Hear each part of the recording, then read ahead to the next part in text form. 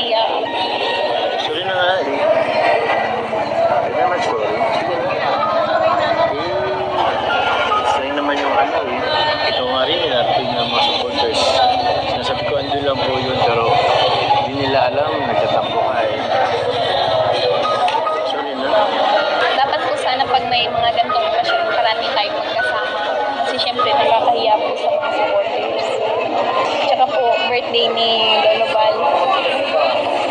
Hindi ko naman kasi alam na ganitong mangyayari. Minsan, traffic.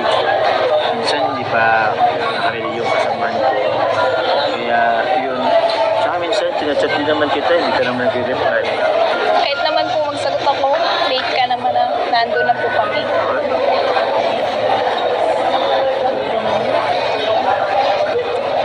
Ay, asan kasi ito ni Kuya Jens ay?